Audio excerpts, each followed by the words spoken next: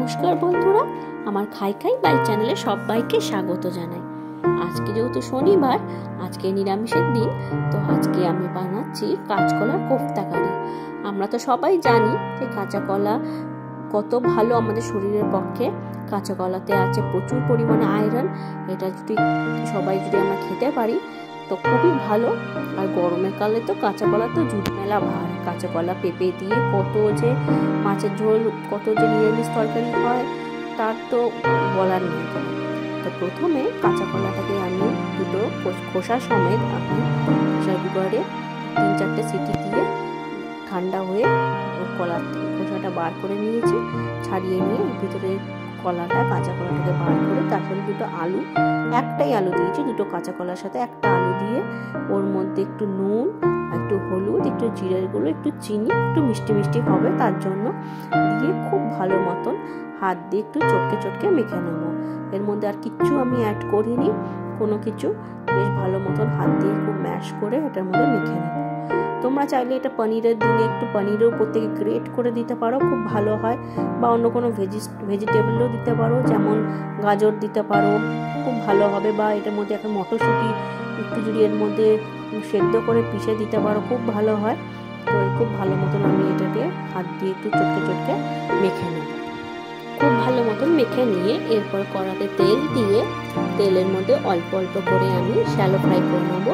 কাঁচা কলাগুলোকে অল্প অল্প করে হাতের সাহায্যে অল্প অল্প করে নেব, বেশি বড় বড় করবো না। অল্প অল্প করে নিয়ে কাঁচা কলাগুলোকে একটু একটু করে বড়ার আকারে নেবো, একটু একটু করে ছেড়ে দেবো, ফাঁকা ফাঁকা করে দেবো। কাওয়ারটার সাথে কাওয়ার গায়ে লাগিয়ে দেবো না। অল্প অল্প করে দিয়ে কাঁচা কলাগুলো তেলের মধ্যে আমি একটা একটা করে সবগুলো দিয়ে ভেজে নেবো। তোমরা চাইলে ডুবো তুলেও দিতে পারো, বাট কলাতে প্রচুর পরিমাণে তেল টানে, তো সেই জন্য অল্প শ্যালো ফ্রাই করবো আমি।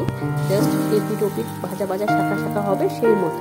বাকি তো সব সিদ্ধ আছে, কোনো অসুবিধা হবে না। এইভাবে একটা করে দিয়ে আমি ভেজে তুলে নেব। দেখো কাঁচা কলাগুলো সব একটা একটা করে উল্টে পাল্টে আমি দিলাম।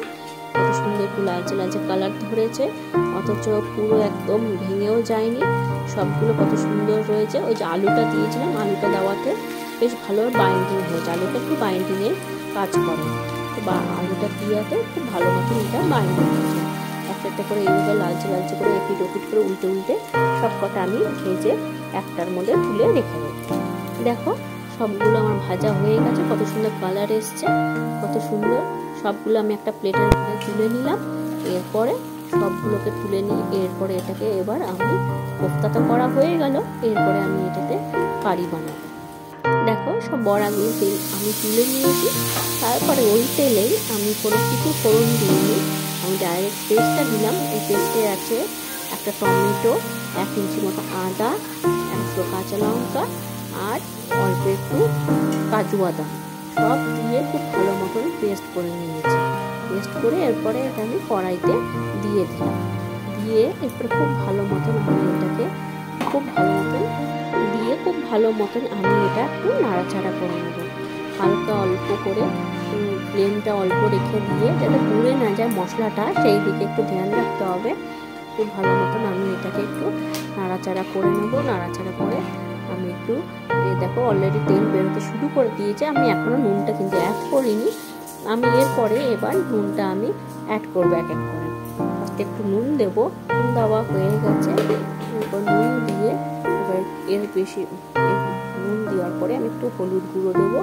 হলুদ গুঁড়ো দিয়ে তারপরে আমি একটু এর মধ্যে একটু কাশ্মীরি রেড চিলি পাউডারও অ্যাড করবো, যাতে কালারটা খুব সুন্দর আসে। কাশ্মীরি রেড চিলি পাউডারতে একটু ঝালও হয় না, অথচ কালারটা খুব সুন্দর আসে। একদম বেশ একটা রেড কালারের একটা বিয়েবাড়ি টাইপের কালার আসে, খুব ভালো লাগে।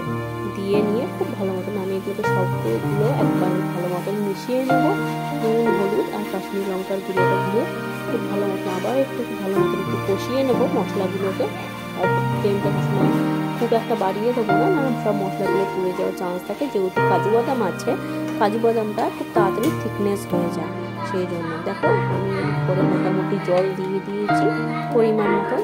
জল দেওয়ার পরে আমি যখন ঝোলটা ফুটে উঠে যায় তখন এক এক করে আমি সব বড়াগুলো ভেজে রাখা যে বড়াগুলো ছিল কোফতা কাঁচকলা, সেগুলো সব এর মধ্যে এক এক করে আমি দিয়ে এরপরে সব বড়াগুলোকে একটু ঝোলের সাথে খুব ভালো মতন একটু ডুবিয়ে দেবো, খুব ভালো মতন মিশিয়ে নেবো, যাতে সব বড়াগুলোর গায়ে খুব ভালো মতন ঝোলগুলো ঢুকে বড়াগুলো একটু সফট হয়। কাঁচকলা তো এমনিই নরম, একটু ভালো মতন ঝোলগুলো ঢুকে বড়াগুলোতেও যেন টেস্ট হয়, সেই জন্য খুব ভালো মতন আমি এর মধ্যে একটু সবগুলোকে উল্টে পাল্টে করে মিশিয়ে দিয়ে গ্যাসটা একটু সিমে রেখে তারপরে এর মধ্যে আমি 1 চামচের মতন ঘি অ্যাড করব। নিরামিষ তরকারিতে ঘিটা হলে খুব ভালো লাগে। তারপরে এর মধ্যে আমি ঘি অ্যাড করে খুব ভালো মতো মিশিয়ে নেবো। আর একটু শাহি গরম মশলা সানরাইজে সেটা একটু মিশিয়ে নেবো। আমার মোটামুটি তো সব রেডি হয়ে গেছে। আমার কোনো কিছু আলাদা করে কিছু করার নেই। সব কাঁচকলার কোফতাগুলো দিয়ে ঝোল দিয়ে, বেশি ঝোলটা বেশি শোকাবো না, এরকম অবস্থাতেই আমি ঝোলটা এরকমই রাখবো। তারপরে গ্যাসটা অফ করে দিয়ে আমি এটাতে ঢাকনা দিয়ে রেখে দেবো যাতে গন্ধটা এর মধ্যে থাকে। কেমন হয়েছে জানি।